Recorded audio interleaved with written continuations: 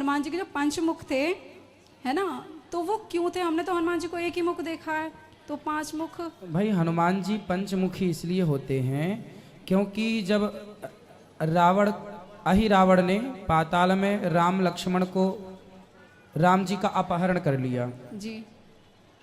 तो उसकी देवी जो कुल देवी थी उनके यहाँ एक दीपक, 5 दीपक थे और उसको वरदान था कि जो एक साथ इन 5 दीपक को बुझाएगा वही इसे मार पाएगा।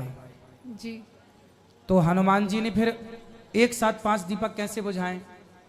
तो फिर हनुमान जी ने उत्तर की ओर मुंह किया तो 12 मुख हो गया। अच्छा। दक्षिण की ओर मुंह किया तो नरसिंह मुख हो गया। पश्चिम की ओर मुख किया तो गरुण जी का मुख हो गया, गरुण मुख हो गया। और आकाश की ओर, ऊपर की ओर मुंह किया तो हयग्रीव, और सामने की ओर तो बानर के रूप में।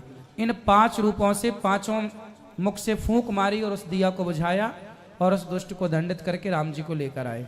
इसलिए 5 मुख हनुमान जी ने तब प्रकट किए थे अपने। जी। और गुरुजी शिव का रूप भी बताते हैं उनको और पवन पुत्र भी बताते हैं। हाँ, तो कई बार कथा सुनाए हैं, कुछ भागवत लोगों सुना ने करो। गलत वो फैला रखी है, आप जरा उसको। क्या गलत बताओ? वो मैं बोल नहीं सकती, ऐसा कुछ वर्ड बोला था तो मुझे बड़ा गुस्सा आया था। नहीं बताओ ना। यूँ कह रहे थे कि हमने एक बार ऐसी पूछा था, हम जब छोटे थे तब किसी से हमने पूछा था कि उनको पवन पुत्र भी बोलते हैं और शिव का रूप भी बोलते हैं। क्योंकि शंकर जी जब मोहिनी भगवान का उन्होंने दर्शन किया, भगवान नारायण से कहा कि आप हमें मोहिनी अवतार का दर्शन कराओ। जी। तो मोहिनी अवतार भगवान ने मना किया कि शिव जी आप दर्शन मत करो, पर मोहिनी बनकर जब जिद किया शंकर जी ने दर्शन कराओ, तो जब भगवान नारायण ने मोहिनी अवतार धारण किया तो भगवान इतने सुंदर थे कि शंकर जी मोहित हो गए। और भगवान पर मोहित हो जाना कोई बड़ी बात नहीं। तो शंकर जी मोहिनी भगवान के पीछे दौड़े, तो शंकर जी का जब दौड़े तो शंकर जी का तेज निकलकर पृथ्वी पर गिरने लगा, तो भगवान मोहिनी भगवान ने उसको हाथ में लिया। जो उनका रज था, तेज था, उस तेज को अब कहाँ डालें, चूंकि शंकर जी का तेज है।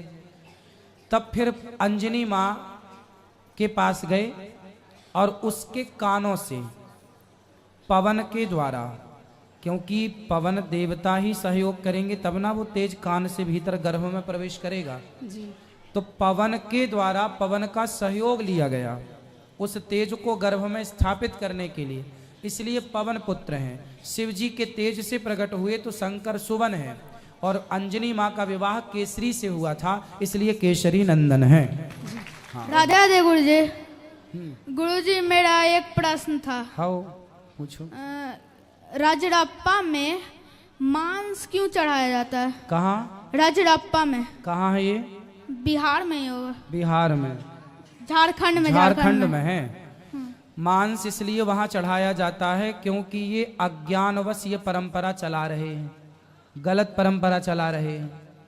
हमारे हिंदू सनातन धर्म में कभी भी मांस चढ़ाने की परंपरा नहीं है, हत्या करने की, बकरा काटने की, बलि देने की परंपरा नहीं है। हमारे यहाँ अहिंसा ही परमो धर्मः की बात है। हमारे यहाँ बलि चढ़ाना है तो अपने क्रोध की, अपने भीतर की बुराइयों की बलि चढ़ाइए, किसी जीव की नहीं। वो जो कर रहे हैं ना बेटा, वो मनमानी कर रहे हैं। मनमानी समझते हैं कि अब जिससे मनमानी करनी है तो आप कितना भी समझाओ। अब जैसे रावण ने सीता मैया को चुराया, किसी की स्त्री को चुराना कोई धर्म थोड़ी है, लेकिन रावण ने मनमानी की, चुरा लिया। ऐसे ही आप किसी की हत्या कर रहे हैं, ये कोई धर्म थोड़ी है, पर आप जबरदस्ती देवी देवताओं के नाम पर उसकी गर्दन काटे जा रहे हैं, तो ये तो मनमानी है। अब ऐसे मनमानी लोगों को कैसे आप समझाओ, कैसे? हम तो समझा ही रहे हैं कथा के माध्यम से, पर ये गलत है बेटा। आपने ये पूछा कि क्यों चढ़ाई जाती है, गलत चढ़ाई जाती है, कोई परंपरा गलत, कुछ लोगों ने बना रखी है परंपरा, बोल रहे हैं हमारे बाप दादों से चली आ रही है। भाई बाप दादों की परंपरा यदि गलत है तो उसे बंद करना चाहिए। आप बताओ, जो बात गलत है, जो परंपरा गलत है, उसे बंद करना चाहिए कि नहीं? गुरुजी और पहले आप मेरे प्रश्न का उत्तर दो। जो गलत परंपराएं हैं, जो गलत बातें हैं, उन्हें बंद करना चाहिए कि नहीं?